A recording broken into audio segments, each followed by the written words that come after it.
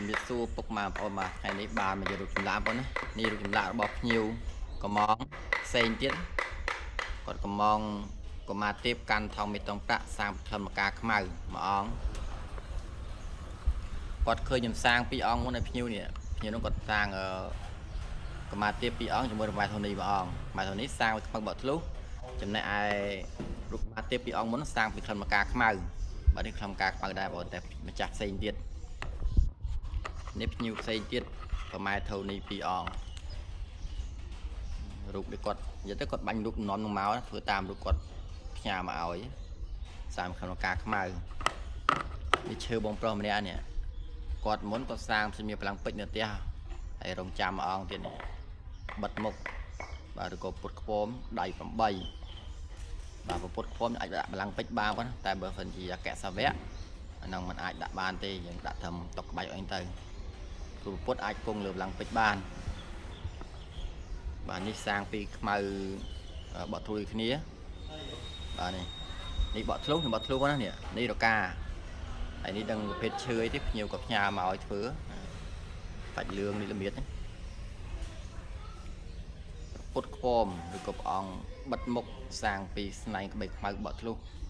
បាទຂະຫນាតរៀងធំមិនតូចបានទេហើយនេះបញ្ញាកាយស័យយើងចាប់ដើមឆ្លាក់បាន2អង្គនេះសាងឲ្យតាហ៊ានមួយអង្គអញ្ចឹងពុកម៉ែបងប្អូនរងចាំបញ្ញាកាយឫស្សីណាតែថាចង់បានឆ្លាក់ខ្ញុំចាប់ឆ្លាក់ហើយចាក់ស្បែកបងប្អូនទុយទៀតអត់ធំទេណាទុយទេឲ្យបញ្ញាបានណាមិនមានធំទេសាច់ឆពាន់កវងស្អាតណាពុកម៉ែបងប្អូនតែតឹងរងចាំខ្ញុំចាប់ដំណើរឆ្លាក់ហើយក៏បញ្ជាក់អញ្ចឹងណាអត់បានធំទេបានទូចល្មមហ្នឹងប៉ុណ្ណេះបាទយ៉ាងឲ្យស្អីទៅចៃទៅគេកាមមិនតាន់បានក៏ប៉ុនជើងធុកប៉ុនផ្លែធុក$20 $30តាមបងហ្នឹងហត់ទៅបញ្ចុះហ្នឹងឥឡូវបានខ្លួនឯងហើយទៅគាត់ចុះខ្លះទៅគាត់ឆ្លាក់ខ្លាំងទៅប៉ុន្តែគាត់ថាអត់មានធំហើយឈើនេះបាទបន្ទាប់ពីយកឡាំងស្រោបហើយនឹងផ្ញើជូនគាត់វិញគាត់កំងធ្វើដូងចាដែរទៅខ្លីវិញគេខ្លីគាត់ថាមិនបាច់ធ្វើក៏បានដែរចឹងក៏សិតបានប៉ុណ្ណឹងទៅនេះហើយខ្លីលវៈកាន់តែសេស្ទើបាទនេះជាងមិនតាន់ធ្វើក្បាច់ហ្នឹងថាគាត់ថាខ្លីពេកហ្នឹងក៏អាចធ្វើប៉ុណ្ណឹងទៅទូអង្គគោក្តី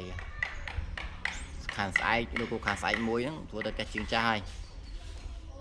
យករូបដែរព្រោះគាត់បានចាប់ដំណើរការបានខ្លះហើយអរគុណបងប្អូនឲ្យប៉ុណ្ណឹងហើយ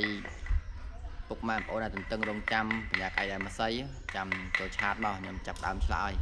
បើបញ្ជាក់តួអង្គមកទូចប៉ុណ្ណឹងអាចធំយ៉ាងតិចតួច